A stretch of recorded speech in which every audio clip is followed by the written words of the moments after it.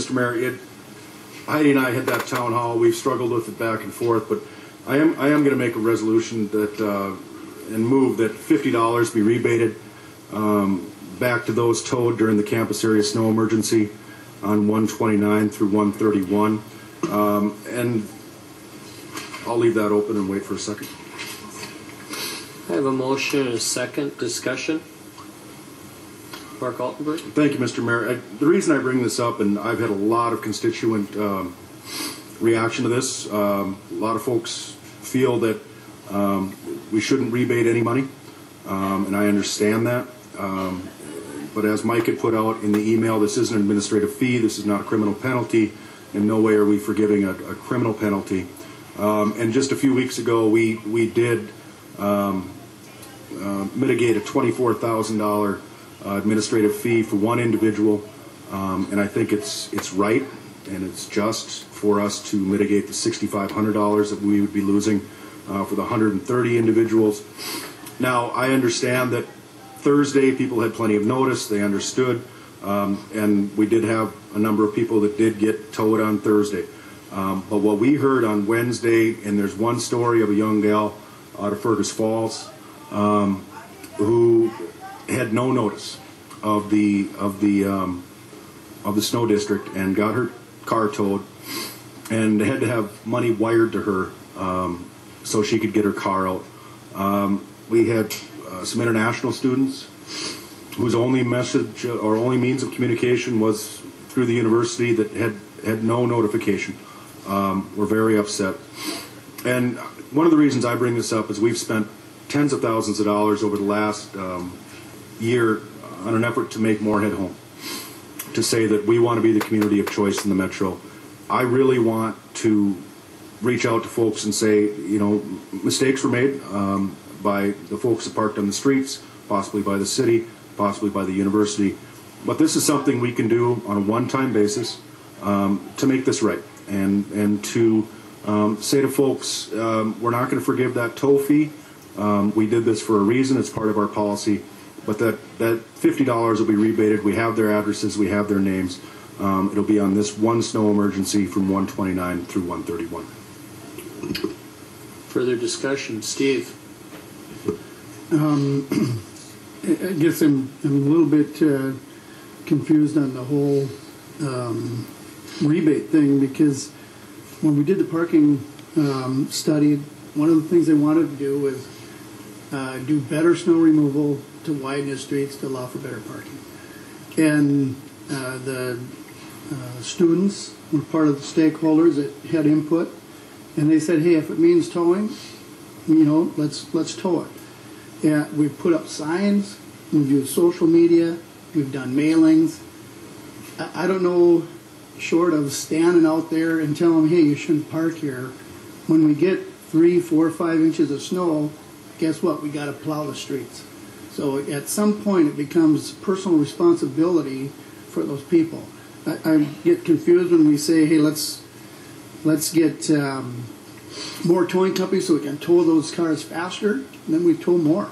I do agree with Councilmember Duran that, you know, maybe we need to do it at night. Maybe we start, if we do the snow removal in that snow zone, that the blue area around campus, let's do it from 9 p.m. to midnight. Fewer cars, all the activities would be completed or nearly completed around campus, so it would eliminate a lot of that. But I personally feel that, you know, there needs to be some personal responsibility, and when it's snowing, the city needs to plow the streets. They need to use a little bit of common sense, a little bit of responsibility of where they're going to park. I think we're working with the university to open up their parking lots that are for general public parking, free of charge. I think there's a learning curve that we need to go through, but I think consistency is the best mode of operation as we go forward, because if we rebate the part of the towing fee, the administrative fee this time, the next time they'll have a whole bunch more excuses of why they parked on the street, and then you'll say, well, gee, you did it last time. You know, at what point do you close a barn door and say, you know, this is our policy. We're doing it so we can allow wider streets and to help the parking situation. So I don't think I can support the motion. Nancy. One other question I had is, for some reason, I mean, we put out the notice as a city to the campuses. Concordia pushed the notice out to their students. Moorhead State, MSUM did not. What was the reason? What was the holdup there? My understanding was they had a delayed reaction because they were not sure which staff member was supposed to distribute their notice on their campus. So it was distributed. It was just late after towing operations had already begun at about 9 a.m. on what would be day 2. So while we had met our notification requirements and gotten the word out, there was just some confusion on their end about who should push the button. That's been resolved. We also have created a contacts database of about 4 or 5 contacts per campus then too, just to make sure there's multiple redundancies so that it doesn't fall through the cracks of any of the campuses when we send the alert. And, you know, if there's going to be a rebate, I think it should be done through through the campus. If somebody's asking for their money back, I think it should be through them. We gave them the notice. They didn't get it out. And another reminder, when downtown Fargo started, their downtown snow removal, and when it was a new policy, there was a number of vehicles towed there too. And it didn't take very long, and people got the message. And so likewise, I'm not going to support this. I feel like there is a learning curve, but I think that where do we stop? You know, you say this is a one-time. Well, we've got a new crop of students coming in every year, you know. So I feel like there needs to be some responsibility there. Also, one other reminder.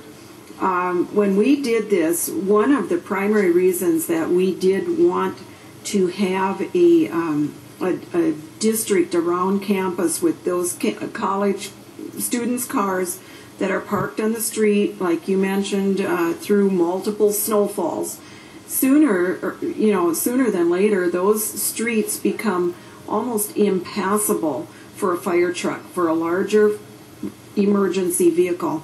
It becomes a public safety issue. And we made that loud and clear when we established these snow districts, the reasons for them. So likewise, I will not support this. Good discussion. This is a hard issue. I attended parts of the town meeting that Heidi and Mark attended, and I heard some of it directly from the students. But, you know, this is something the city has already incurred. This is not some fund that we've set aside yet to be spent. We've already incurred the expenses of the staff time and efforts, and it would create a hole in our budget. And so I think that we need to learn from the first example. I'm willing to work with the universities, with our staff, to improve the communication process and see how we can further improve this for the next declaration. But I can't support it either, because I kind of liken it to fixing a ticket. You can't fix the ticket. We've set the policy. There were some bumps in the road in implementation or communication, but I think we need to go forward from there. It's also, I mentioned working with the universities, and Councilmember Altenberg brought this up at the town meeting.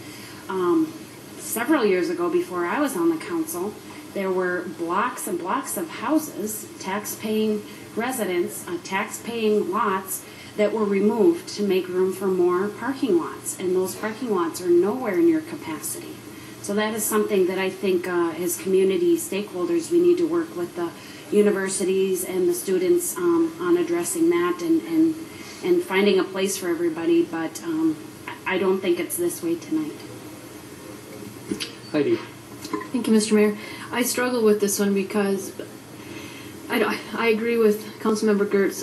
I don't like setting a precedence. I don't like the idea that, well, you did it the one time, why can't you do it again?